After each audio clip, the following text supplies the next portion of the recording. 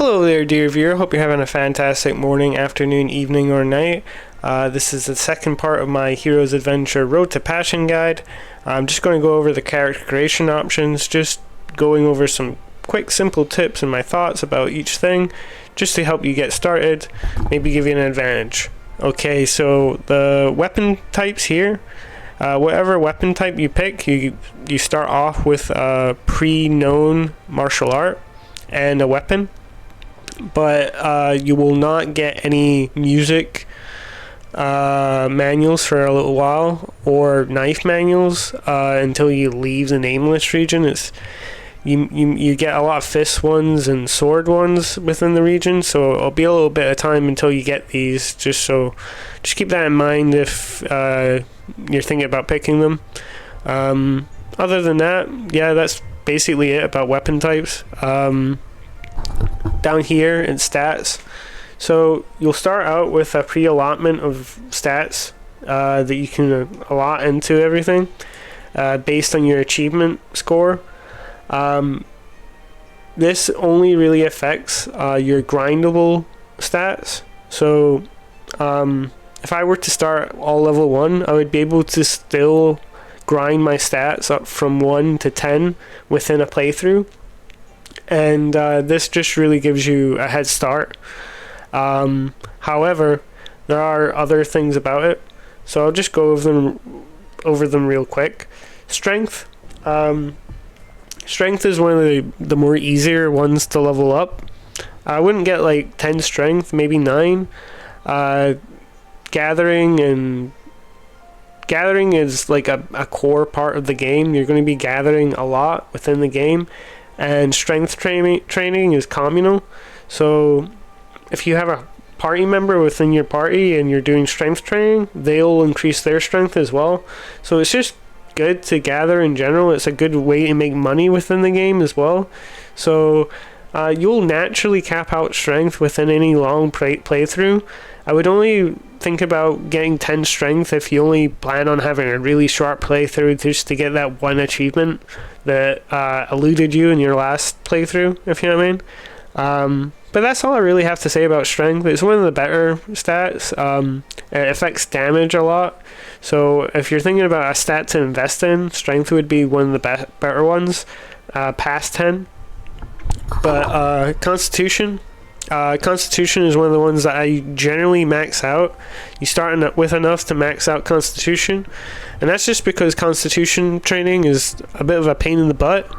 The way to increase Constitution is by eating food of blue to purple or gold variety. If you go around Dialing City and buy all the food within the city, you can get around 500 Constitution XP, but the problem with that is it's singular, so you only increase the Constitution XP of one character, so it can be quite time consuming going around the entire city gathering all the food just to level up one stat on one character. So I generally start with it maxed out, but that's all I have to really say on it. It's a good stat to increase further past 10. When increasing stats further past 10 within your playthrough, I would only really go to the stat cap. However, if you're on freedom mode, it's really up to you. You'll know the game a lot better and what you want to invest in at that point. But I would work into getting these at their stat cap after you get everything else to 10. I wouldn't put any points in these past 10, to be honest, or within the playthrough since they're grindable. But Dex is quite hard to level up within a playthrough. I think it's a pain, so I generally try to max out Con and Dex with my early achievements. If you do my achievement guide, you'll have enough to max out Con and Dex. Dex increases when you're running around the world. You get around 50 per day from just running around, so you can kind of just find a way to run back and forth and get enough Dex XP to level up, but it's a very slow burn. It takes a lot of real time. There's an event within the game that you can kind of turbocharge your dexterity, In Dialing City, there's a monkey storyteller, and if you pet his monkey for 5,000 guan, he'll like turbocharge your dex. However, it's a one-time event, so after that day, he disappears. So you need to have enough money the time you meet him, or that's it. You're gonna have a hard time leveling up decks, moving left to right. There's a trick to it as well, though. If you go to an auction house and you're betting, and you skip your bet, time will speed up, so you can move left and right, and that can help level up your decks. It's also communal when you're running around, so your party members' decks will always be increasing from you just running around. It's great. So I usually max these two out, generally. Intelligence. So intelligence is one of those weird ones. There is merit to a 1 intelligence playthrough. So in the early game, there is an ultimate skill that you can get in the Nameless Forest from having 1 intelligence, and those are quite sought after in the early game because you need real progression within a faction to get one of those ultimate skills. But you can just get an early one early on from having 1 intelligence and beating the boar in the Nameless Forest. There's also a special martial art within the game that you can only get if you have 1 intelligence, and you go to a specific sect, and it is the most overpowered martial art within the game that you can only get in a 1 intelligence run. You can carry over to later saves, but if you're doing like a fresh start or want to do a run with that manual, you need to start off with 1 intelligence. I would never start with more than 9, because if you go to the Shifa Temple and you have less than 10 intelligence, they can unlock your potential and give you a bonus intelligence on top of the grindable intelligence that you can get. So that's just worth keeping in your mind. But other than that, it can be quite a pain to level up. You need to pray at the Confucius Temple to get 50 intelligence XP, or pray at the various temples around the world with either legendary incense, or some of the ones on the road are free, but it can be a bit of a grind. But you kind of want to be leveling intelligence up all the time anyway, so that you can level up your companions. Your companions generally start off with really low intelligence and strength, so it's always worth gathering and praying so that you can increase their strength and intelligence. Just keep that in mind, though, if you're doing a 1 intelligence run, to get that special martial arts that I was talking about before you do some intelligence training, because you can end up locking yourself out of that benefit. Luck, I always start with 1 luck. There's a statue within the game that you can pray to for about 10 minutes, and it'll give you 10 luck. Turbo boost your luck into up to 10. It's not communal, unfortunately, but luck is a terrible stat. Outside of that, either way, you're not going to miss the 10 luck for not starting out with it. It's just the statue grind just will boost your luck up to 10, and you'll never have to think about it again. And I would not put points into luck, even if you're using daggers or whatever. Strength is still better. The general damage increase from strength is still better, and the utility of your normal attack is just better than some of the dagger manuals.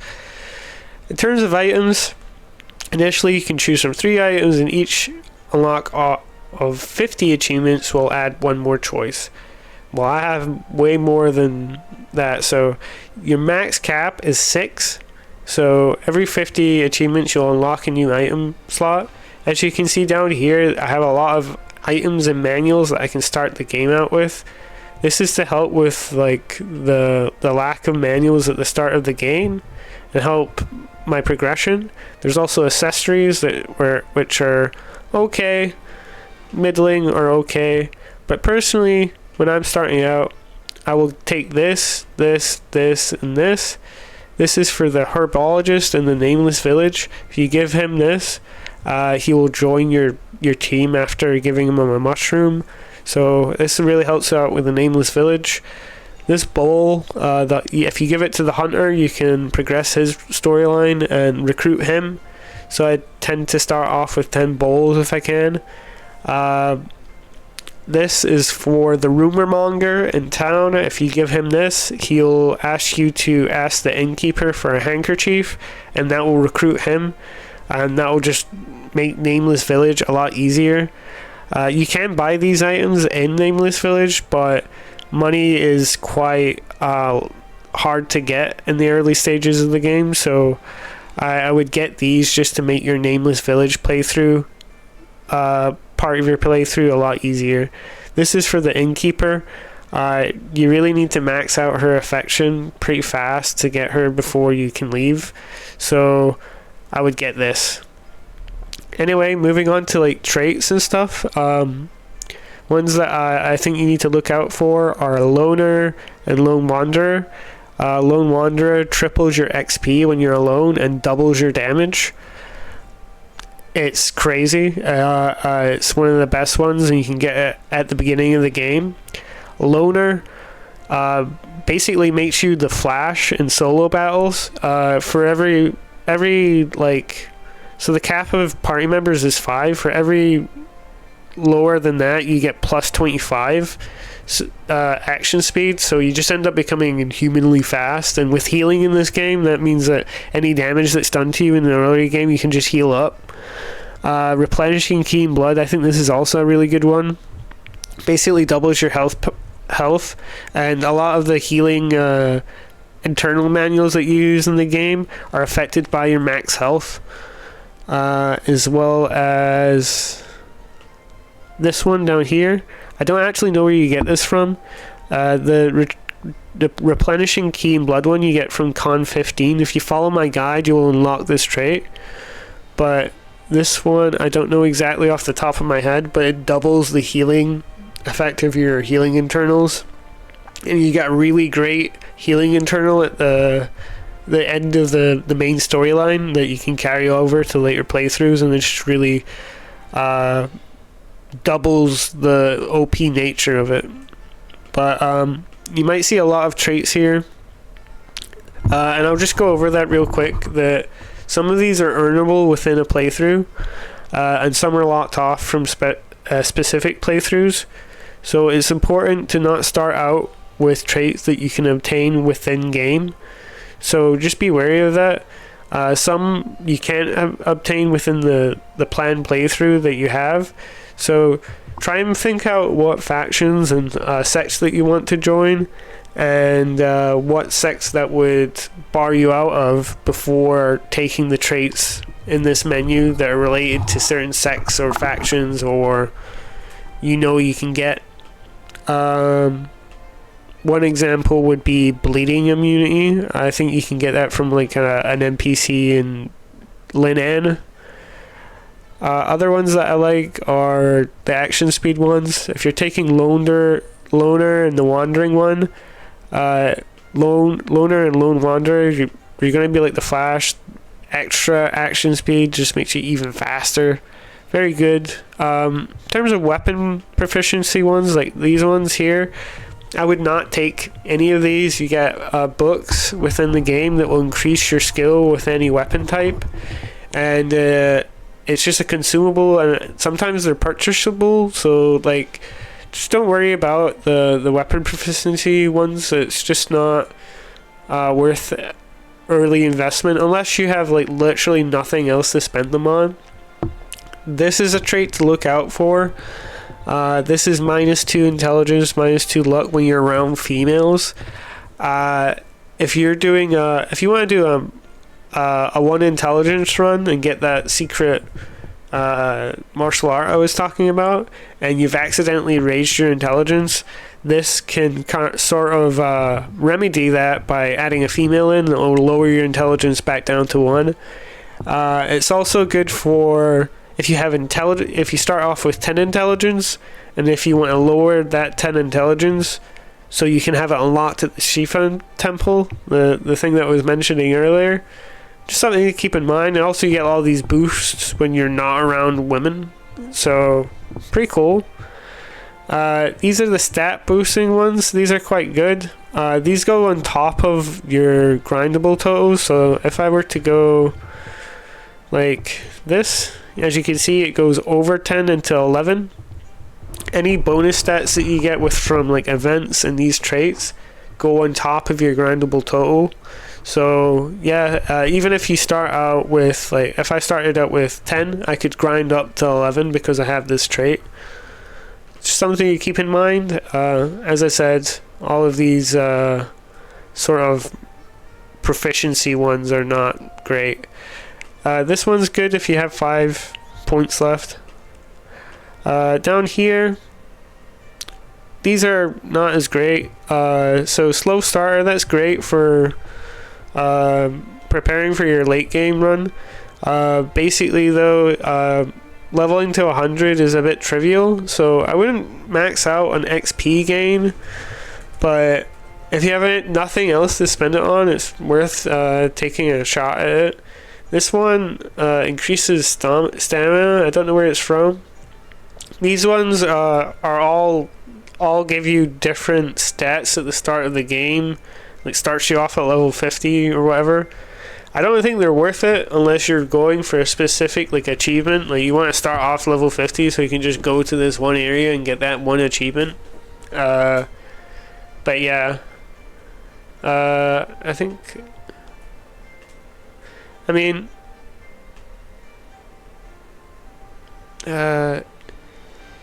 practice makes perfect. Not bad. It's not horrible. If you're gonna get an XP one and you only have 5 bits left, so analyzing also not bad. 10 if you want more XP. But generally these are all bad except for this one's. You don't really care about equipment requirements because you'll just grind out the stats anyway. But also in terms of skill gain, when you max out a skill and get true ending, you carry over that skill into the next playthrough. So if I max out stealing, next playthrough I'll have it maxed out for every playthrough from then on. So but it only happens when you do the true ending. So when you get the still and you get the credits or whatever, that will transfer over your skills. So I don't really think like the growth efficiency thing is great. If you're really like grinding this game, you'll probably max out the skills that you want to, and next playthrough you won't have to, and you'll have more time to spend on the other ones. And a lot of the time, like, a lot of skills don't come up. Like immobilize is quite hard to get into, ambush quite hard to get into, so I wouldn't really worry about skill gain. But anyway, this has been my tips and tricks about character creation and my thoughts about character creation, stats, traits, etc. Let me know if you have any other questions down below, and thank you for joining me and watching along with me, and I hope you have a lovely day.